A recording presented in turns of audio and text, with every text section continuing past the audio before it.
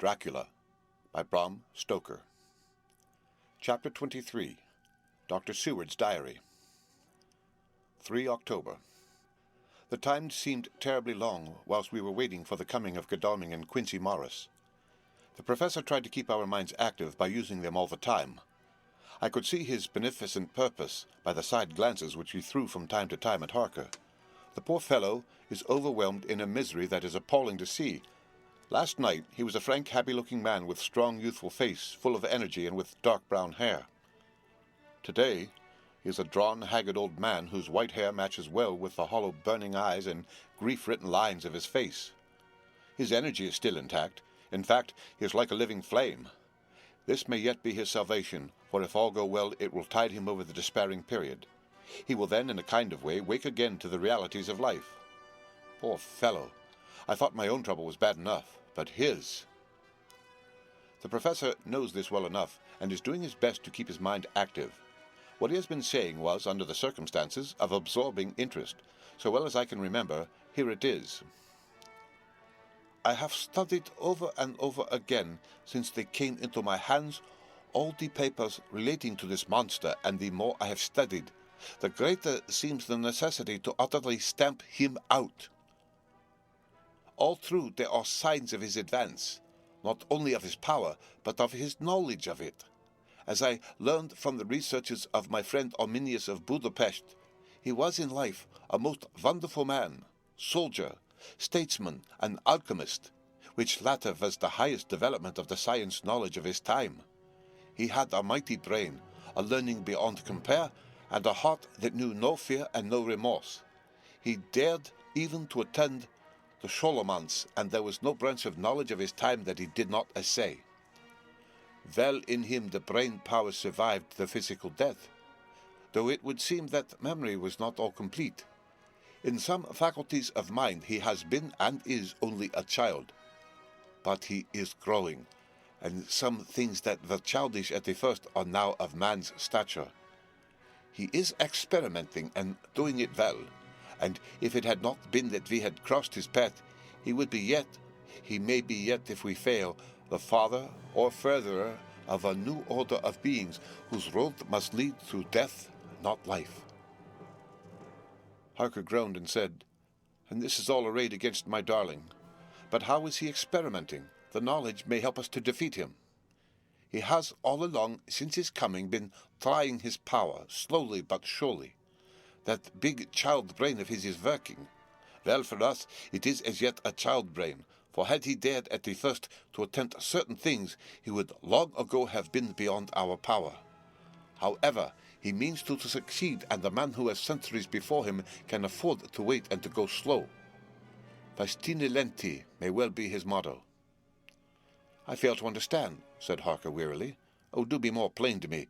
Perhaps grief and trouble are dulling my brain." The professor laid his hand tenderly on his shoulder as he spoke. "Ah, my child, I will be plain. Do you not see how, of late, this monster has been creeping into knowledge experimentally? How he has been making use of the zoophagous patient to effect his entry into friend John's home? For your vampire, though in all afterwards he can come when and how he will, must at the first make entry only when asked thereto by an inmate. But these are not his most important experiments. Do we not see how, at the first, all these so great boxes were moved by others? He knew not then, but that must be so. But all the time, that so great child brain of his was growing, and he began to consider whether he might not himself move the box. So he began to help, and then, when he found that this be all right, he tried to move them all alone. And so he progressed, and he scattered these graves of him, and none but he know where they are hidden. He may have intended to bury them deep in the ground, so that only he use them in the night, or at such time as he can change his form, they do him equal well, and none may know these are his hiding place. But, my child, do not despair. This knowledge came to him just too late. Already all of his lairs but one be sterilized as for him, and before the sunset this shall be so. Then he have no place where he can move and hide. I delayed this morning so that we might be sure. Is there not more at stake for us than for him? Then why not be more careful than him? By my clock, it is 1 hour, and already, if all be well, friend Arthur and Quincy are on their way to us. Today is our day, and we must go sure, if slow, and lose no chance. See, there are 5 of us when those absent ones return. Whilst we were speaking, we were startled by a knock at the hall door. The double postman's knock of the telegraph boy. We all moved out to the hall with one impulse, and Van Helsing, holding up his hands to us to keep silence, stepped to the door and opened it. The boy handed in a dispatch. The professor closed the door, and after looking at the direction, opened it and read aloud. Look out for D. He has just now, 12:45, come from Carfax hurriedly and hastened towards the south. He seems to be going the round and may want to see you. Mina. There was a pause broken by Jonathan Harker's voice. Now God be thanked. We shall soon meet. Van Helsing turned to him quickly and said, God will act in his own way and time. Do not fear, and do not rejoice as yet, for what we wish at the moment may be our undoings. I care for nothing now, he answered hotly, except to wipe out this brute from the face of creation. I would sell my soul to do it. Och, hush, hush, my child, said Van Helsing. God does not purchase souls in this wise, and the devil, though he may purchase, does not keep faith.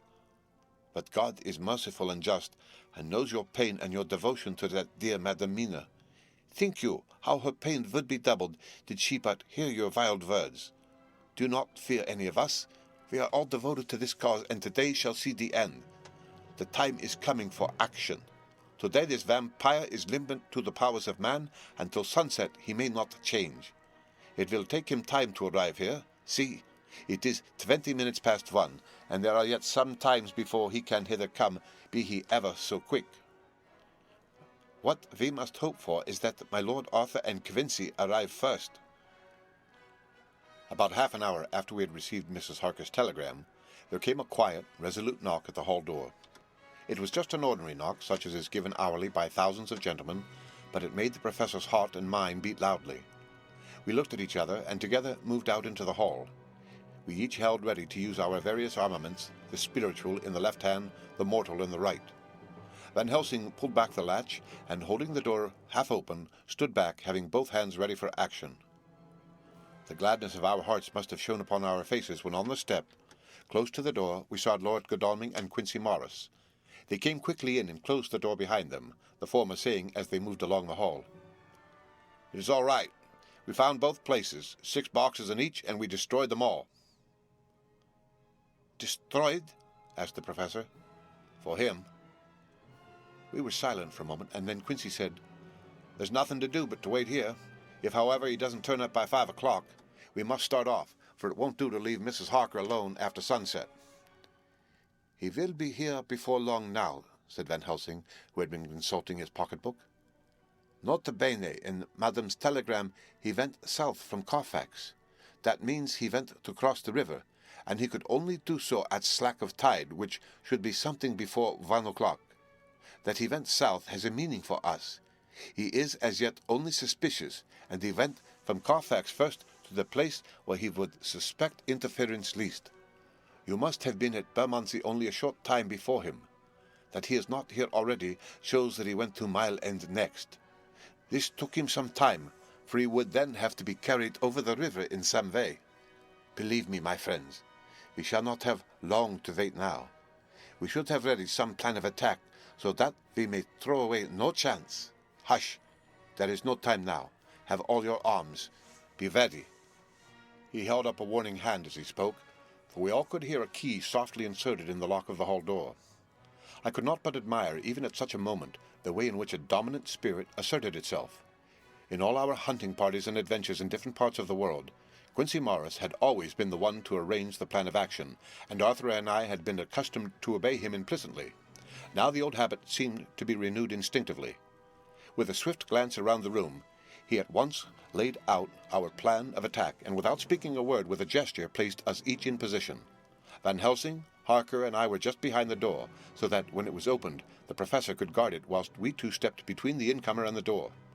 Godalming behind, and Quincy in front, stood just out of sight, ready to move in front of the window. We waited in a suspense that made the seconds pass with nightmare slowness. The slow, careful steps came along the hall. The Count was evidently prepared for some surprise, at least he feared it. Suddenly, with a single bound, he leaped into the room, winning a way past us before any of us could raise a hand to stay him. There was something so panther-like in the movement, something so unhuman, that it seemed to sober us all from the shock of his coming. The first to act was Harker, who with a quick movement threw himself before the door leading into the room in front of the house. As the Count saw us, a horrible sort of snarl passed over his face, showing the eye-teeth long and pointed. But the evil smile as quickly passed into a cold stare of lion-like disdain. His expression again changed, as with a single impulse we all advanced upon him. It was a pity that we had not some better organized plan of attack, for even at the moment I wondered what we were going to do. I did not myself know whether our lethal weapons would avail us anything. Harker evidently meant to try the matter, for he had ready his great cookery knife, and made a fierce and sudden cut at him. The blow was a powerful one. Only the diabolical quickness of the Count's leap back saved him. A second less, and the trenchant blade had shorn through his coat, making a wide gap whence a bundle of banknotes and a stream of gold fell out. The expression of the Count's face was so hellish that for a moment I feared for Harker, though I saw him throw the terrible knife aloft again for another stroke. Instinctively, I moved forward with a protective impulse, holding the crucifix and wafer in my left hand. I felt a mighty power fly along my arm, and it was without surprise that I saw the monster cower back before a similar movement made spontaneously by each one of us. It would be impossible to describe the expression of hate and baffled malignity, of anger and hellish rage which came over the Count's face. His waxen hue became greenish-yellow by the contrast of his burning eyes, and the red scar on the forehead showed on the pallid skin like a palpitating wound. The next instant, with a sinuous dive, he swept under Harker's arm ere his blow could fall, and grasping a handful of the money from the floor, dashed across the room, threw himself at the window. Amid the crash and glitter of the falling glass, he tumbled into the flagged area below. Through the sound of the shivering glass I could hear the ching of the gold as some of the sovereigns fell on the flagging. We ran over and saw him sprint unhurt from the ground. He, rushing up the steps, crossed the flagged yard and pushed open the stable door. There he turned and spoke to us. "You think to baffle me with your pale faces all in a row like sheep in a butcher's. You shall be sorry yet, each one of you. You think you have left me without a place to rest, but I have more. My revenge is just begun. I spread it over centuries, and time is on my side. Your girls that you all love are mine already, and through them you and others shall yet be mine, my creatures, to do my bidding and to be my jackals when I want to feed. Pah!" With a contemptuous sneer, he passed quickly through the door, and we heard the rusty bolt creak as he fastened it behind him. A door beyond opened and shut. The first of us to speak was the professor. Realizing the difficulty of following him through the stable, we moved toward the hall. "We have learnt something, much. Notwithstanding his brave words, he fears us. He fears time, he fears want. For if not, why he hurries so? His very tone betray him, or my ears deceive. Why take that money? You, follow quick. You are hunters of the wild beast, and understand it so. For me, I make sure that nothing here may be of use to him, if so that he returns." As he spoke, he put the money remaining in his pocket, took the title deeds in the bundle as Harker had left them, and swept the remaining things into the open fireplace, where he set fire to them with a match. Godalming and Morris had rushed out into the yard, and Harker had lowered himself through the window to follow the Count. He had, however, bolted the stable door, and by the time they had forced it open there was no sign of him. Van Helsing and I tried to make inquiry at the back of the house, but the mews was deserted, and no one had seen him depart. It was now late in the afternoon, and sunset was not far off. We had to recognize that our game was up. With heavy hearts, we agreed with the professor when he said, "Let us go back to Madam Mina. Poor, poor dear Madam Mina. All we can do just now is done, and we can there at least protect her. But we need not despair. There is but one more earth box, and we must try to find it. When that is done, all may yet be well." I could see that he spoke as bravely as he could to comfort Harker. The poor fellow was quite broken down. Now and again he gave a low groan which he could not suppress. He was thinking of his wife. With sad hearts we came back to my house, where we found Mrs. Harker waiting us with an appearance of cheerfulness which did honor to her bravery and unselfishness. When she saw our faces, her own became as pale as death. For a second or two her eyes were closed as if she were in secret prayer, and then she said cheerfully, I can never thank you all enough, oh, my poor darling." As she spoke, she took her husband's grey head in her hands and kissed it. "Lay your poor head here and rest it. All will yet be well, dear. God will protect us, if he so will it in his good intent." The poor fellow groaned. There was no place for words in his sublime misery. We had a sort of perfunctory supper together, and I think it cheered us all up somewhat. It was, perhaps, the mere animal heat of food to hungry people, for none of us had eaten anything since breakfast, or the sense of companionship may have helped us, but anyhow we were all less miserable, and saw the morrow as not altogether without hope. True to our promise, we told Mrs. Harker everything which had passed, and although she grew snowy white at times when danger had seemed to threaten her husband, and red at others when his devotion to her was manifested, she listened bravely and with calmness. When we came to the part where Harker had rushed at the Count so recklessly, she clung to her husband's arm and held it tight as though her clinging could protect him from any harm that might come. She said nothing, however, till the narration was all done, and matters had been brought up to the present time. Then, without letting go of her husband's hand, she stood up amongst us and spoke. Oh, that I could give any idea of the scene, of that sweet, sweet, good woman in all the radiant beauty of her youth and animation, with the red scar on her forehead of which she was conscious, and which we saw with grinding of our teeth, remembering whence and how it came. Her loving kindness against our grim hate, her tender faith against all our fears and doubting, and we, knowing that so far as simples went, she with all her goodness and purity and faith was outcast from God. "Jonathan," she said, and the words sounded like music on her lips, it was so full of love and tenderness. "Jonathan, dear, and you all, my true friends, I want you to bear something in mind through all this dreadful time. I know that you must fight, that you must destroy even as you destroyed the false Lucy, so that the true Lucy might live hereafter. But it is not a work of hate. That poor soul who has wrought all this misery is the saddest case of all. Just think what will be his joy when he, too, is destroyed in his worser part, that his better part may have spiritual immortality.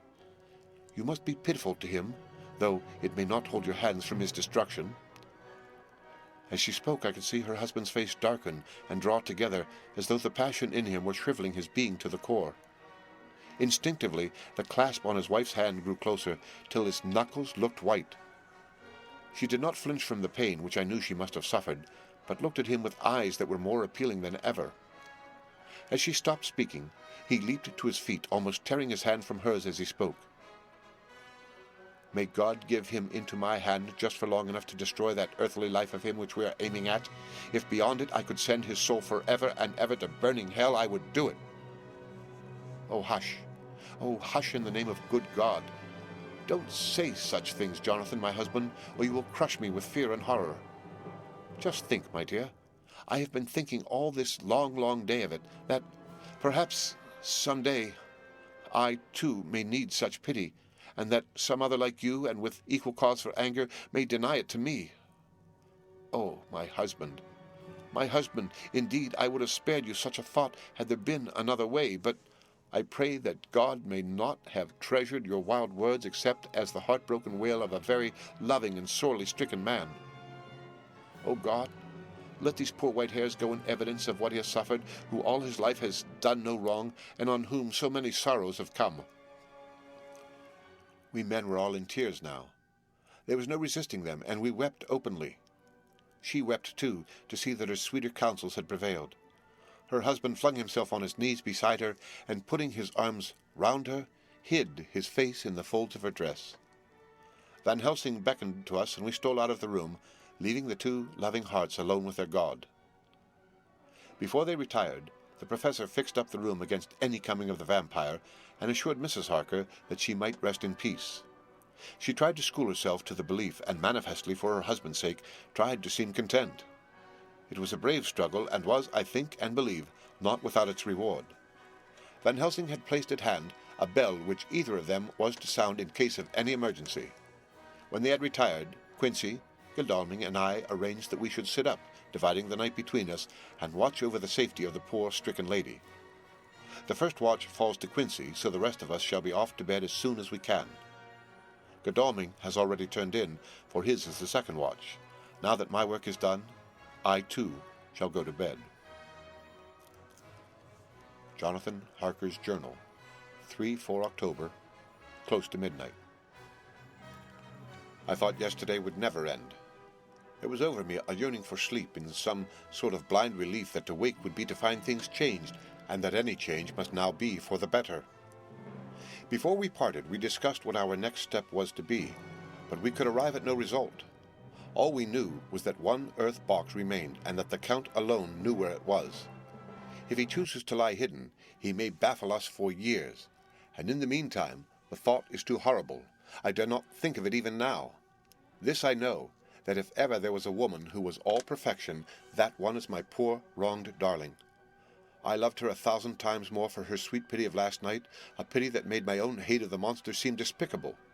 Surely God will not permit the world to be the poorer by the loss of such a creature. This is hope to me.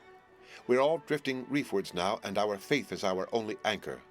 Thank God, Mina is sleeping, and sleeping without dreams. I fear what her dreams might be like with such terrible memories to ground them in. She has not been so calm within my seeing since the sunset. Then, for a while, there came over her face a repose which was like spring after the blasts of March. I thought at the time that it was the softness of the red sunset on her face, but somehow now I think it has a deeper meaning. I am not sleepy myself, though I am weary to death. However, I must try to sleep, for there is tomorrow to think of, and there is no rest for me until... Later. I must have fallen asleep, for I was awakened by Mina, who was sitting up in bed with a startled look on her face. I could see easily, for we did not leave the room in darkness. She had placed a warning hand over my mouth, and now she whispered in my ear, "Hush, there is someone in the corridor." I got up softly, and crossing the room, gently opened the door. Just outside, stretched on a mattress, lay Mr. Morris, wide awake. He raised a warning hand for silence as he whispered to me, "Hush, go back to bed, it is all right. One of us will be here all night. We don't mean to take any chances." His look and gesture forbade discussion, so I came back and told Mina. She sighed, and positively a shadow of a smile stole over her poor pale face as she put her arms round me and said softly, "Oh, thank God for good, brave men." With a sigh, she sank back again to sleep. I write this now as I am not sleepy, though I must try again. 4 October, morning. Once again during the night I was wakened by Mina. This time we had all had a good sleep, for the grey of the coming dawn was making the windows into sharp oblongs, and the gas flame was like a speck rather than a disk of light. She said to me hurriedly, "Go, call the professor. I want to see him at once." "Why?" I asked. "I have an idea. I suppose it must have come in the night and matured without my knowing it. He must hypnotize me before the dawn, and then I shall be able to speak. Go quick, dearest. The time is getting close." I went to the door. Dr. Seward was resting on the mattress, and seeing me, he sprang to his feet. "Is anything wrong?" he asked in alarm. "No," I replied, "but Mina wants to see Dr. Van Helsing at once." "I will go," he said, and hurried into the professor's room. 2 or 3 minutes later, Van Helsing was in the room in his dressing gown, and Mr. Morris and Lord Godalming were with Dr. Seward at the door asking questions. When the professor saw Mina, a smile, a positive smile, ousted the anxiety of his face. He rubbed his hands as he said, "Oh, my dear Madam Mina, this is indeed a change. See, friend Jonathan, we have got our dear Madam Mina as of old back to us today." Then turning to her, he said cheerfully, "And what am I to do for you? For at this hour you do not want me for nothing." "I want you to hypnotize me," she said. "Do it before the dawn, for I feel that then I can speak and speak freely. Be quick, for the time is short." Without a word, he motioned her to sit up in bed. Looking fixedly at her, he commenced to make passes in front of her from over the top of her head downward, with each hand in turn. Mina gazed at him fixedly for a few minutes, during which my own heart beat like a trip-hammer, for I felt that some crisis was at hand. Gradually, her eyes closed, and she sat stock-still. Only by the gentle heaving of her bosom could one know that she was alive. The professor made a few more passes, and then stopped, and I could see that his forehead was covered with great beads of perspiration. Mina opened her eyes, but she did not seem the same woman. There was a far-away look in her eyes, and her voice had a sad dreaminess which was new to me. Raising his hand to impose silence, the professor motioned to me to bring the others in. They came on tiptoe, closing the door behind them, and stood at the foot of the bed looking on. Mina appeared not to see them. The stillness was broken by Van Helsing's voice speaking in a low, level tone which would not break the current of her thoughts. "Where are you?" The answer came in a neutral way. "I do not know. Sleep has no place it can call its own." For several minutes there was silence. Mina sat rigid, and the professor stood staring at her fixedly. The rest of us hardly dared to breathe. The room was growing lighter. Without taking his eyes from Mina's face, Dr. Van Helsing motioned me to pull up the blind. I did so, and the day seemed just upon us. A red streak shot up, and a rosy light seemed to diffuse itself through the room. On the instant, the professor spoke again. "Where are you now?" The answer came dreamily, but with intention. It were as though she were interpreting something. I have heard her use the same tone when reading her shorthand notes. "I do not know. It is all strange to me." "What do you see?" "I can see nothing. It is all dark." "What do you hear?" I could detect the strain in the professor's patient voice. "The lapping of water. It is gurgling by, and little waves leap. I can hear them on the outside." "Then you are on the ship?" We all looked at each other, trying to glean something each from the other. We were afraid to think. The answer came quick. "Oh, yes." "What else do you hear?" "The sound of men stamping overhead as they run about. There is the creaking of a chain and the loud tinkle as the check of the capstan falls into the ratchet." "What are you doing?" "I am still. Oh, so still. It is like death." The voice faded away into a deep breath as of one sleeping, and the open eyes closed again. By this time the sun had risen, and we were all in the full light of day. Dr. Van Helsing placed his hands on Mina's shoulders and laid her head down softly on her pillow. She lay like a sleeping child for a few moments, and then, with a long sigh, awoke and stared in wonder to see us all around her. "Have I been talking in my sleep?" was all she said. She seemed, however, to know the situation without telling, though she was eager to know what she had told. The professor repeated the conversation, and she said, "Then there is not a moment to lose. It may not be yet too late." Mr. Morris and Lord Godalming started for the door, but the professor's calm voice called them back. "Stay, my friends. That ship, wherever it was weighing anchor at the moment in your so great port of London. Which of them is it that you seek?